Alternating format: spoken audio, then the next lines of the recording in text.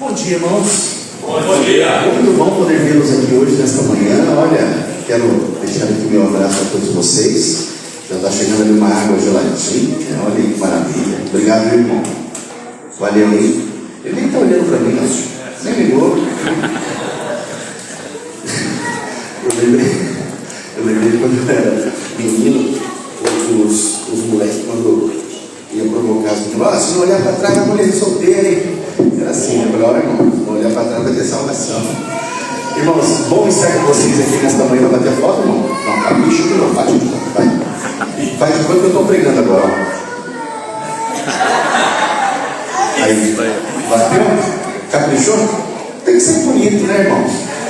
O povo às vezes bate a foto da gente e fica no movimento. Esse microfone está dando assim para vocês, não está não? Tá, não tá? Tá, né? Tá fazendo chiado, não tá?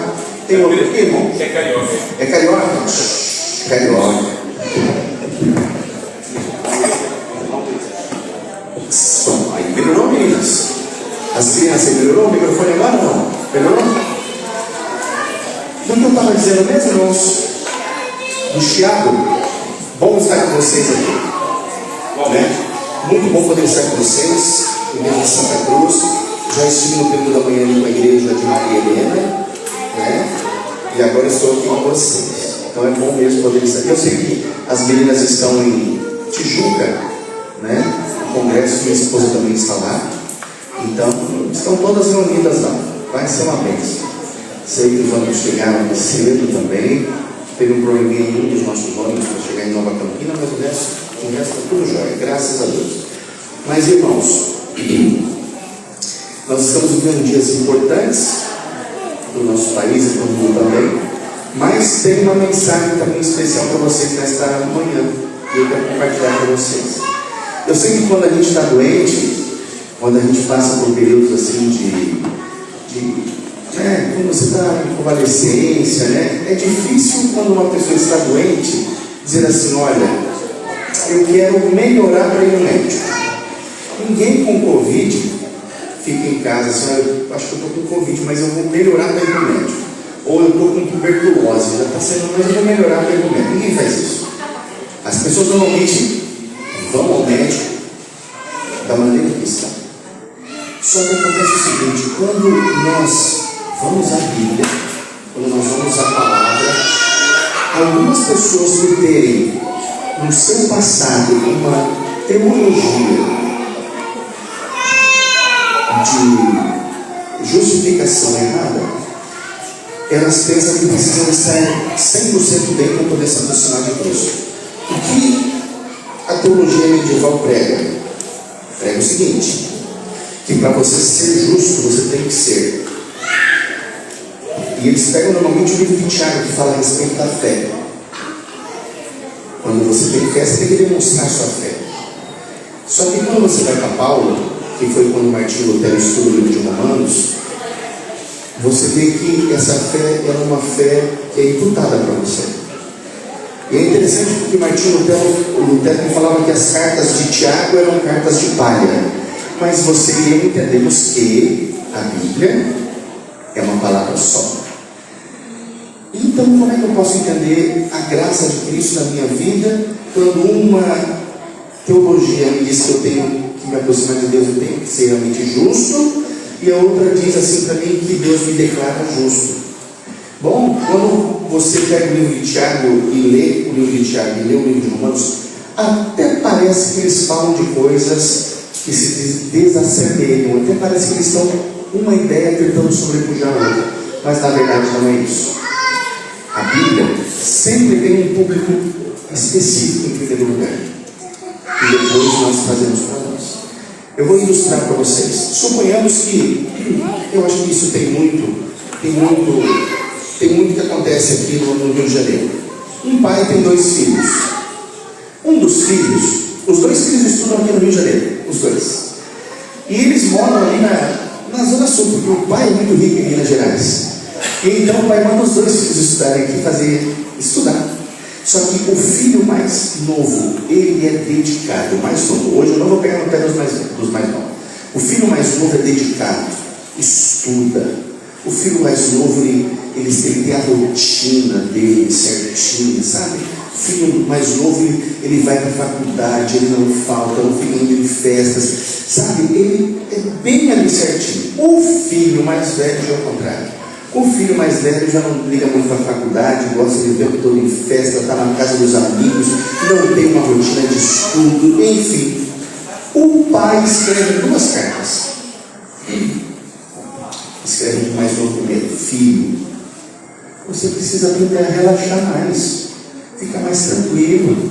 Você precisa ir mais para a praia de Ipanema, vai tomar um sorvete, arrume uma namorada, vá um pouco mais nas festas. Aprenda, você só está estudando, você vai ficar doente dessa forma. Assinado, seu pai Zezinho com amor. Ponto. Para o outro filho, ele escreve o seguinte: Roberto, toma vergonha na cara, meu filho. Você precisa estudar mais, ser dedicado. Você precisa ter uma rotina de estudo. Você está indo muito em festa, você só quer farra, você só quer bebida, você só quer isso. Está namorando demais, para com isso, toma vergonha, meu filho. Seja homem. Com amor, seu pai Zezinho. Bom, o tempo passa. O tempo voa. Mas com o passar do tempo, esses meninos leem a carta e tal, e de repente, as 2 cartas ficaram juntas.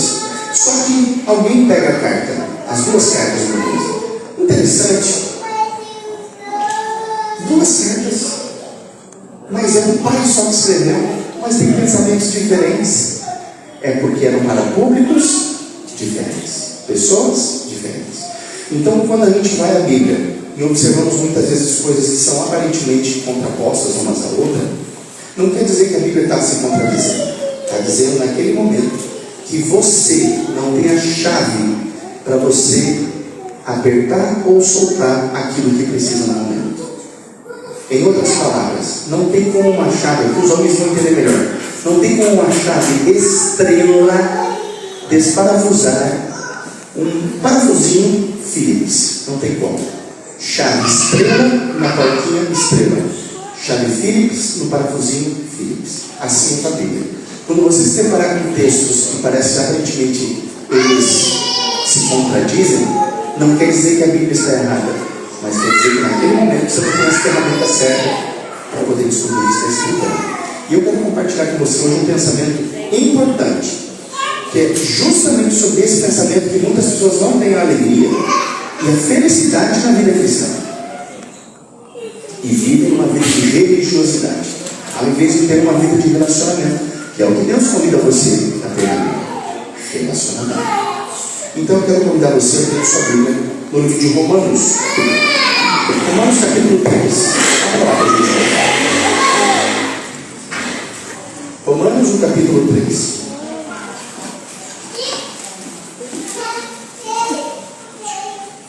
Romanos 3.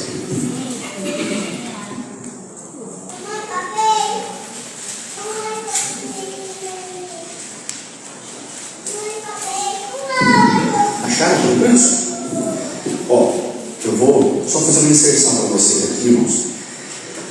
Eu vim de uma igreja e passamos por uma reforma na igreja recente, lá na igreja central de Cuiabá, uma igreja de 960, mas que vinham na igreja, eles eram 700. E a nossa igreja é o seguinte: quando reformamos a igreja, nós tínhamos um desafio, a acústica da igreja. Então aqui vocês têm um desafio também, a acústica da igreja de vocês. O que acontece? O som ele precisa morrer, e o som aqui não morre. Como assim, pastor? Eu vou explicar para você. O som ele sai daqui, ele precisa bater em lugar e morrer. O som daqui o tempo todo da microfonia. Sim, não dá isso o tempo todo aqui? Ou quando o quarteto vai cantar, ou assim, alguém vai cantar, não dá aquilo não? O som ele sai daqui, ele bate no chão, bate na parede, ele volta para cá, bate aqui, ele não morre. E isso faz com que o cuidado do sonoplasta ali, o tempo todo as pessoas olhem para ele agora. O som precisa morrer. Então eu vou dizer uma coisa para vocês de coração. Se vocês puderem, um dia mais para frente, pelo menos fazer um tratamento nessa última parede de vocês aqui, ó, essa parede do fundo, qualquer coisa que vocês colocarem ali, até um carpê ou um tratamento, um negócio acústico, o som vai bater, puff, e vai morrer. Ou nas paredes aqui, ó, vocês vão ter uma outra igreja aqui na frente de vocês. Outra igreja. Bem tranquila. Uma bênção. Isso é com o tempo, tá? Se eu tiver com vocês aqui, a gente vai trabalhar junto, a gente vai dar um jeitinho. Certo? Só foi uma exceção. Ponto. Vamos voltar aqui agora de novo. Romanos capítulo 3. Vamos lá. Romanos capítulo 3, verso 21. E as crianças podem deixar à vontade, viu? Pode deixar andar, eu não me incomodo com elas. Elas podem vir aqui, podem andar, eu não me incomodo com elas, não. Pode ficar tranquilo. Essa loirinha bonitinha, deixa ela aqui sentadinha, não tem problema não. Romanos capítulo 3, aqui vai falar sobre uma coisa importante a respeito da justificação pela fé. Quando você inicia o texto, ele diz assim, mas agora, sem lei, se manifestou a justiça de Deus, testemunhada pela lei e pelos profetas. Quando as pessoas olham esse texto e vejam aqui, sem lei, e agora? Sem lei. Olha aí que coisa linda, né? Gente do céu, isso tem uma energia. As pessoas pensam, está vendo aqui, Paulo está dizendo, acabou a lei, porque está dizendo sem lei. Mas se você olhar o verso 20, o que Paulo está discutindo aqui? Ele fala assim, visto que ninguém será justificado diante dele por obras da lei, em razão de que pela lei veio o pleno conhecimento do pecado. Então a lei de Deus ela vai me mostrar o pecado, ok? Então ninguém vai ser justificado por obras da lei. Então, independentemente daquilo que você faça, você não vai ser justificado por fazer. E quando as pessoas olham isso aqui, aí está vendo? Agora sem lei. O que Paulo está dizendo para você e para mim aqui, você tem que continuar a leitura. Não é que acabou a lei ou algo desse tipo. Pelo contrário, ele mesmo está afirmando que pela lei vem o conhecimento do pecado. Até porque, se você, quando observa a lei, você está protegido por ela. Quando você quebra a lei, ela te condena. Então a lei ela mostra para você aquilo que você deve fazer e não deve fazer. Então se você está protegido pela lei, você observa a lei, então beleza, tranquilo. Mas o que ele está dizendo aqui é sobre a condenação. Quando você quebra a lei, você está sendo condenado por ela. Por exemplo, se você for o sinal vermelho, para o lugar que não pode parar, eu mesmo levo volta mesmo uma multinha aí, sempre tem uma multa em casa, porque eu andei fora da lei. Deixei carro então era para deixar, você passa da velocidade e por aí vai. Então você fica condenado porque você não está andando na lei. Assim acontece, a lei ela te mostra. Só que ele está dizendo uma coisa aqui muito interessante. Ele fala assim, mas agora, ou seja, uma nova etapa, uma nova era, um novo acontecimento surgiu, porque agora é sem lei, ou seja, sem a condenação dela. Como assim sem a condenação dela? A lei não condena mais? Não é isso que ele quer dizer. O que ele está dizendo é o seguinte: se manifestou a justiça de Deus, testemunhada pela lei e pelos profetas. Justiça de Deus mediante a fé em Cristo para todos e sobre todos os que creem, porque não há distinção. Ele está dizendo aqui que a justiça de Deus agora ela se manifestou. Mas a justiça de Deus não se manifestava? Sim, a justiça se manifestava, mas ela não podia salvar. Como assim não podia salvar, pastor? Se no passado as pessoas pegavam o cordeirinho, levavam até o santuário, cortavam o pescocinho dele, e o sacerdote então pegava o sangue e as perdia, como é que não salvava? O texto também vai explicar isso para você. E quando você começa a entender isso aqui, você começa a ver como é importante ter um relacionamento com Cristo e entender a obra que Ele fez e está fazendo por você também. Vamos continuar a leitura. A lei aqui, o que ele diz que a justiça de Deus é para todas as pessoas, mas com detalhe, para aqueles que creem. Então é necessário crer naquilo que Cristo fez. Se você não crer, não resolveu. Porque a Bíblia mesmo disse que Deus amou o mundo de tal maneira que deu o seu Filho unigênito, que na palavra grega não é unigênito, é monogenes, para que todo aquele que nele crê não pereça, mas tenha vida eterna. Cristo morreu pelo mundo todo, mas só vai ter a salvação aqueles que creem. Quem não crê, não tem como. Você entende? A Bíblia também menciona aqui sobre lei e profetas. Quando Paulo escreve, o Novo Testamento estava sendo escrito ainda. Então, quando você vê no Novo Testamento essa expressão, lei e profetas, se refere ao Antigo Testamento. Jesus falou disso no Sermão do Monte. Ele fala, isso é testemunho pela lei e profetas, ou seja, Antigo Testamento. O Novo Testamento foi escrito 40 anos depois que Jesus subiu para o céu. Antes disso não tinha Novo Testamento. Então Paulo está escrevendo aqui o Novo Testamento. E o que Paulo escreve aqui, gente, é libertador. Por quê, pastor? Porque ele fala assim, ó, verso 23: todos pecaram e todos carecem da glória de Deus. Então não adianta dizer que eu sou mais isso, o outro mais isso. Não, todos pecaram, todos carecem da glória de Deus. Você pode ter pontos fortes aqui, mas outros têm pontos fortes aqui. Vamos dar um exemplo bem simples, como Neymar. Vocês acham que o Neymar, nosso jogador de futebol, seria um grande médico neurologista? Não, jamais. E muitas vezes os médicos neurologistas são perna de pau, mas a capacidade deles mental é outra. O Neymar tem uma inteligência chamada inteligência corporal fantástica.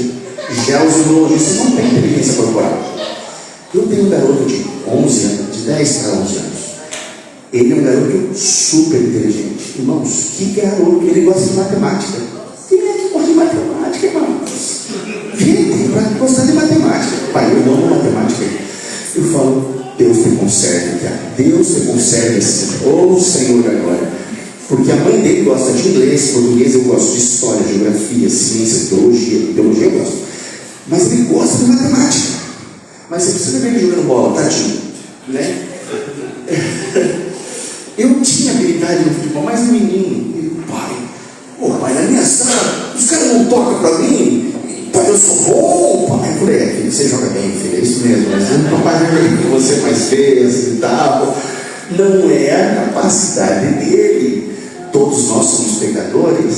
O fato é que cada um tem a sua área em que propensa mais para um lado ou para o outro. Então, eu e você, nós somos propensos ao pecado. O pecado, gente, não é só quebrar a lei. O pecado é a propensão ao mal. E eu e você somos assim. Entende? Ele está dizendo aqui, verso 24: sendo justificados gratuitamente. Ou seja, a salvação é para todos, é gratuita, por sua graça, mediante a redenção que há em Cristo Jesus. Agora vem uma coisa interessante aqui. Ela é de graça para nós, mas custou a vida de Jesus Cristo. Custou ele viver 33 anos aqui neste mundo como um pregador itinerante com poeira a seus pés. Custou a vida de Cristo. Mas para mim, para você, é de graça.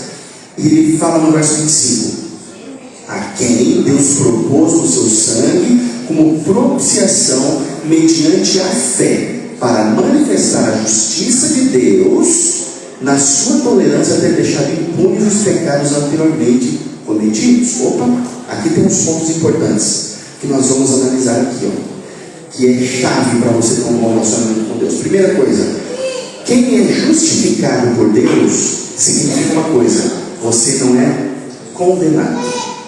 Você não está condenado. E quando você foi justificado por Deus, é porque você não foi condenado. Aqui a palavra de Deus está dizendo aqui, ó, aqui propôs no seu sangue. No passado, as pessoas levavam o cordeirinho, imolavam o cordeirinho, tiravam o sangue do cordeirinho, e o sacerdote fazia isso. Pastor, mas as pessoas eram perdoadas porque tinha um dia do Yom Kippur. Você viu o que o texto bíblico está dizendo? Deus, ele tolerou o pecado. Entende? Porque o livro de Hebreus fala que não é por sangues de animais que você alcança a propiciação. Não, você não alcança a salvação. Então, tudo que aconteceu no passado era uma teatralização, era uma encenação da salvação. Era sagrado? Sim. Tinha a presença de Deus?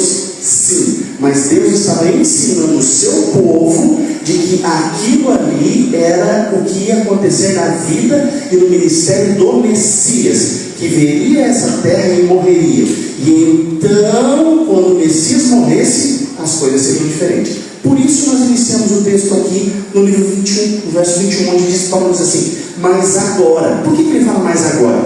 Porque Cristo morreu, o Messias veio, ele morreu e ressuscitou. Então uma nova era tem. Por quê? Eu acredito que seja no livro de 2 Coríntios. Deixa eu verificar se eu cheguei a marcar esse texto. E sim, 2 Coríntios 5,17. Assim, se alguém está em Cristo, é uma nova criatura. E as coisas velhas já passaram. Então, quando você aceita Cristo, as coisas velhas já passaram. Isso é uma bênção. Ou seja, na morte de Cristo, a morte de Cristo na cruz do Calvário e sua ressurreição, também o que ele faz hoje por nós, marca uma nova era, uma nova etapa. Mas Deus, ele tolerou os pecados deixados impunes anteriormente cometidos. Pecados o quê? De toda a humanidade. Como assim, pastor? É muito simples. No livro de Judas, se você puder abrir sua Bíblia lá no livro de Judas, dá para lá. Ele está bem pertinho de Apocalipse. Lá tem um texto que vai ser esclarecedor para você. Livro de Judas, o verso 9. Abra lá, por favor. Judas, o verso 9. Livro de Judas, verso 9. Abre aí. Olha o que diz aí. Livro de Judas, verso 9. Judas, verso 9. Ali diz o seguinte: mas o arcanjo Miguel, quando contendia com o diabo e disputava a respeito do corpo de Moisés, não acusou pronunciar juízo de maldição contra ele, mas disse: o Senhor te repreenda. Judas, o verso 9. O que acontece? Nós acreditamos que o arcanjo Miguel é Cristo. Nós, adventistas do sétimo dia, nós temos evidência na Bíblia para isso, pastor? Sim, nós temos evidência na Bíblia que Jesus é o arcanjo Miguel. Só ele é chamado de arcanjo, ok? Miguel é quando ele está lutando contra Satanás, ok? Mas aqui está um ponto importante.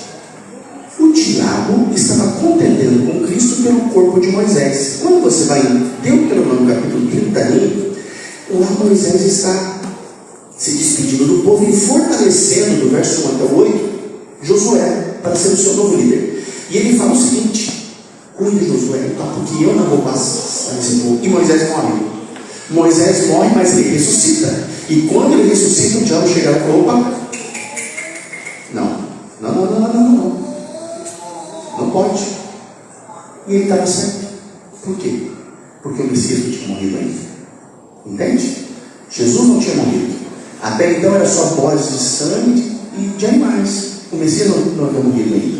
Por isso ele vem e fala: não pode ressuscitar Moisés. Compreende isso agora? Por isso que o texto está dizendo: porque Deus, na sua tolerância, segurou ali os pecados anteriormente cometidos. Porque não é por sangue de animais nem de bodes que nós somos justificados. E quando você olha o que Cristo diz, ele fala assim: olha, eu vou pagar a conta, que o Senhor te repreenda. E aí você entende que quando Jesus está no monte da transfiguração, chega dois personagens com ele. Quem são os dois personagens? Moisés e exatamente um que foi ressuscitado e um que foi transladado, Elias e Moisés. Os dois chegam ali. E por quê? Justamente para dar força para Cristo. Se você não morrer, se você não seguir em frente, nós vamos ter que descer. Porque essa é a lei. A lei exigia o quê? Que Cristo ou alguém da Trindade tinha que morrer pelo pecado. Como é que ia salvar o povo? Como é que ia salvar a humanidade caída? O sangue precisava ser derramado. E até então só era sangue de animais. Por isso que chegou naquele momento e disse: não, ninguém era não. Corpo de Moisés. E Jesus fala: o Senhor te repreenda. E aí você começa a entender algumas coisas importantes que a Bíblia fala. Que quando Romanos capítulo 5, verso 1 fala que justificados, pois nós temos paz por meio de nosso Senhor Jesus Cristo, ou seja, eu não estou mais condenado, agora eu tenho paz. Ou seja, eu não estou mais sob condenação nenhuma. A Bíblia continua aqui e fala para mim de uma maneira bem interessante: tendo em vista a manifestação da sua justiça no tempo presente, para ele mesmo ser justo e justificador daquele que tem a fé em Jesus Cristo. Verso 26. Como assim, pastor? A palavra justo, justiça, de caiocínio, de caiociné. Deus lhe tornou-se justo. Por quê? Porque naquele momento ele mostrou para todo mundo, todo o universo, que o pecado é mau. Ele enviou o seu filho a essa terra. Jesus morreu na cruz do Calvário. Em outras palavras, Jesus, ele carregou sobre si o pecado da humanidade. Então Deus, ele se torna justo porque Jesus Cristo veio e morreu. Ele é justo porque ele cumpriu a sua palavra. Ele é justo porque Jesus morreu na cruz do Calvário. Mas ele também torna-se justificador. Por quê? Porque ele agora pode justificar você e justificar a mim também. Como assim? E essa é a única vez que você vai ver na Bíblia essa palavra. Justificador só aparece aqui. Por que ele é justificador? Porque você é um pecador. Eu sou um pecador. Então, quando Cristo intercede por você, é o manto de justiça dele que está sobre você. E isso é importante que você entenda. Por que, pastor? Porque isso é libertador. Porque a teologia medieval diz que você tem que ser justo, mas você não tem que ser. Você é declarado justo. Isso é uma declaração que a Bíblia chama, que a Bíblia não, é um termo técnico que é usado para dizer, é uma declaração forense, que é de fora. Você é declarado justo. Porque a Bíblia fala que não é justo nenhum sequer. E aqui está a diferença. Por que as pessoas se chicoteiam? Por que as pessoas andam quilômetros e quilômetros numa procissão, levando cordas, levando madeira? Por que as pessoas têm que subir escadarias? Por que as pessoas têm que sofrer para demonstrar sua fé? Porque elas não entenderam que Jesus Cristo morreu na cruz do Calvário para libertá-las disso. Porque a palavra de Deus diz em Isaías 53 de maneira bem clara: Ele levou sobre si o meu e o seu pecado. Pelas suas pisaduras nós somos sarados. Como assim, pastor? Eu preciso entender melhor. Como é que eu vou entender isso? Abra sua Bíblia no livro de Números. Números, por favor, abra lá. Livro de Números, tem uma passagem que você vai entender agora. Livro de Números, capítulo 21. Abra lá, por favor. Números, capítulo 21, vai ter a história para você entender como essa questão de substituição é feita. Números, capítulo 21, o verso 4 e 9. O que aconteceu ali? Aconteceu uma coisa interessante. O povo estava cansado de caminhar no deserto. E eles agora começam a reclamar. E a reclamação é uma maldição, viu? Porque a palavra tem poder. Quanto mais se reclama, pior fica. Números capítulo 21, verso 4 e 9. Olha, aqui está aquela passagem de Moisés com a cobra, sabe? Então, Números capítulo 21, verso 4 e 9. Então partiram do Monte Hor pelo caminho do Mar Vermelho, a rodear a terra, o dia todo. Porém, a alma do povo angustiou-se naquele caminho. Ou seja, está calor, está isso, está aquilo, é poeira, não tem água, não sei o quê. E o povo falou contra Deus e contra Moisés: Por que nos fizeste subir do Egito para que morrêssemos nesse deserto? Pois aqui nem pão nem água há, e a nossa alma tem fastio desse pão tão vil. Ó, xingando o povo mal, né?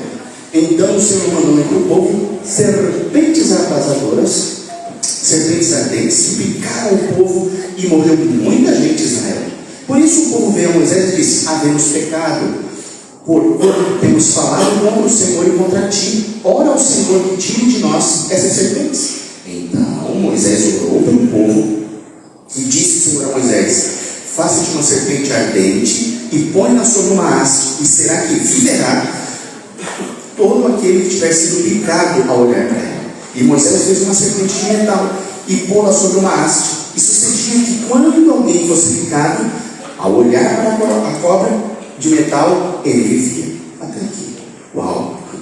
Tem que olhar para uma cobra de metal para viver. Você foi picado, tinha que olhar para uma cobra, mas peraí. A serpente, a cobra, não é um símbolo do pecado, não é símbolo de Satanás. Como é que eu tenho que olhar para uma cobra para viver? Agora você vai entender algumas coisas interessantes, importantes também. E vai entender o que Cristo fez por você. Porque as pessoas não entendem isso aí. Só fala: Jesus te ama, Jesus te ama, Jesus ama você.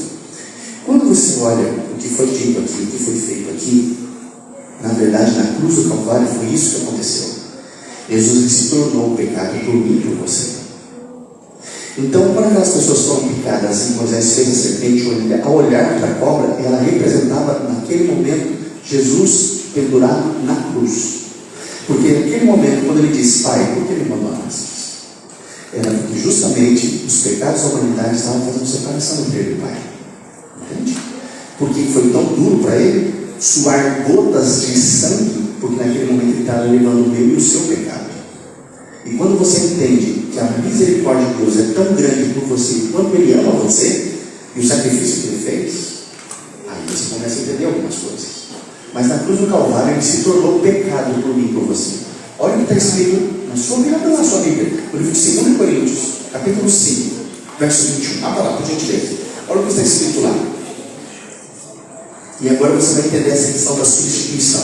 Se Moisés fez uma cobra, uma serpente, para que toda pessoa que fosse picada olhasse e vivesse, Jesus na cruz do Calvário então é o que para mim? 2 Coríntios capítulo 5, verso 21.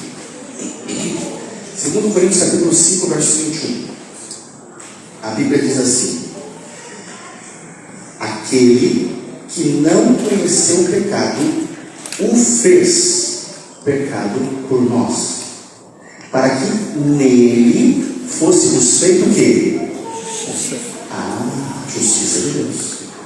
Você entende que não tem justiça em você? Você entende que não é você tem que ser o justo, mas há justiça nele, e que aqui diz que ele o fez pecado por nós? Assim como a serpente representava o pecado, na cruz do Calvário, Cristo foi o pecado. Não havia pecado nele, dentro dele. Aqui, ó, aquele que não conheceu o pecado, ele não foi infeccionado pelo pecado, mas ele foi afetado pelo pecado. Compreende isso? Como assim, pastor? Ele teve fome, ele sentiu frio, ele chorou, ele suou, ele caminhou. Entende? Ele teve que tomar banho, porque ele foi afetado pelo pecado. Aquilo que Adão, num ambiente maravilhoso, não conseguiu vencer, Jesus, num ambiente de 2000 anos de pecado, muito mais que isso, teve que vencer. Adão não conseguiu vencer o apetite. Jesus no deserto teve que vencer o apetite. Adão estava ali só ele e Eva num lugar maravilhoso, num clima maravilhoso. Ele estava no meio de uma multidão, num bando de gente ruim o tempo todo, ele teve que vencer.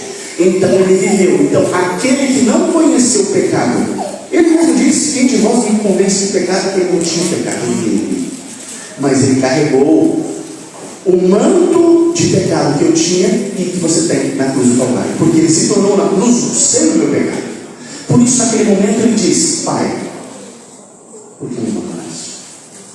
Aí vem um ponto-chave que você precisa entender. Você é pecador, mas Jesus ama você. Então há pecado em você. Então quando você se ajoelha e você clama a Deus: Senhor, me perdoa por esse pecado, Senhor, lava a minha vida, me perdoa, me ajuda, restaura a minha alma. Aí sobre você cai o manto de justiça de Cristo. E quando cai o manto de justiça de Cristo sobre você, entra o que a palavra diz aqui, entra o que a palavra fala, para que nele fôssemos feito justiça de Deus. Então Deus, quando olha para você, ele não vai olhar o seu pecado, mas ele vai olhar o manto de justiça do seu Filho que está sobre você. Em Cristo havia pecado sobre ele. Em você há o manto de justiça sobre você. Justiça de Deus. Conseguiu entender? Tranquilo até aqui, irmão? Tranquilo? Tranquilos? Tranquilo até aqui? Essa é a grande diferença. Por que, pastor? Eu vou dizer para você. Porque assim, nós somos muito legalistas. A verdade é essa. A verdade é que ninguém quer falar. Nós somos legalistas ao extremo. Entende? Somos legalistas, sim. E a gente precisa aprender mais a respeito do amor de Cristo do que Ele fez por nós. A lei mostra para você se você está errado ou não. Só que Jesus, Ele eleva a lei. É muito fácil eu só me vestir de crente, como diz o Paraná. É fácil eu ficar bonito e me vestir de crente, mas tem uma vida podre. Ser religioso, mostrar para todo mundo que eu sou um cara bom. Eu sou crente. Mas isso não passa aos olhos de Deus. Entende? É muito mais. É importante eu entender que a justiça de Deus está sobre você. Que você precisa entender que as boas obras que você faz não é para ter a salvação, mas as boas obras que você faz demonstram o seu fruto. Aonde é que está a sua raiz? No mundo ou na palavra? Então, os bons frutos que eu vou manifestar vão mostrar. Compreende? Então, meus amados, atente para isso que eu vou dizer para você agora. Quando você entende que você é justificado pela graça do Senhor Jesus Cristo, que o que Ele fez com você é colocar um manto de justiça sobre você, que você ainda continua nessa vida, mas você vai fazer as boas obras, não para ter a salvação, mas porque já foi salvo. Eu vou de maneira prática. Eu vou entregar um livro para alguém, eu vou visitar alguém, eu vou fazer qualquer coisa boa para alguém, não é para eu ser salvo, e nem marcar ponto com Deus. Eu vou devolver o meu dízimo, não é para marcar ponto com Deus, eu vou devolver minha oferta, não é para marcar ponto com Deus. É porque eu já tenho a salvação em Cristo Jesus. Então eu vou manifestar essas boas obras. Compreende? É simples assim. Eu não preciso fingir para ninguém, e nem fazer de conta. E eu vou dizer para você, eu sou pastor, e no meio do pastorado tem muito disso. Sabiam disso? Rapaz, tem cada fariseu de carteirinha lá dizendo: fica doido, estou te falando, irmãos, esses caboclos eu chamo de voadora deles, mas esses que eu gosto de quebrar no meio.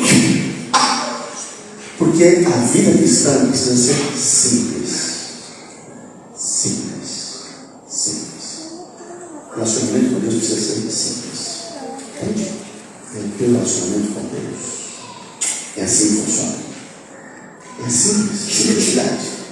Simplicidade. Você entender que você tem um Deus que te ama, que você tem um relacionamento com Ele, que você vai guardar os seus mandamentos, que você vai fazer tudo certo, não para ser, mas é porque Ele te ama. Entendeu? Então assim, eu vou ser gente boa com meu filho, não é para que ele... Não, é porque eu amo ele, e vou dar bronca nele também. Entendeu? Vou dar bronca nele. Por quê? Porque eu amo, eu tenho que corrigir. Muitas vezes eu tenho que corrigir aquele garoto. Gente do céu, nossa, não é fácil. O que acolhe, né? O que acolhe. Esse tempo atrás ele aprontou uma na escola lá, estava aprontando com a mãe dele.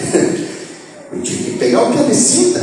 Pastor, vai, o senhor bateu, meu Deus, bateu o filho, que filho todo, meu Deus. Bom, a Bíblia fala da vara. Como eu não tenho vara, ele sabe que, inclusive, é essa cintinha aqui, ó. Ele sabe, entendeu? A última vez que ele apanhou, ele tinha, acho que uns 7 anos de idade. Acho que foi isso. A gente estava na casa da minha mãe, e a gente saiu de casa e falou assim: ó, toma teu banho, para depois sair com a avó. Toma teu banho, para ser como não vai sair com a avó sem tomar banho.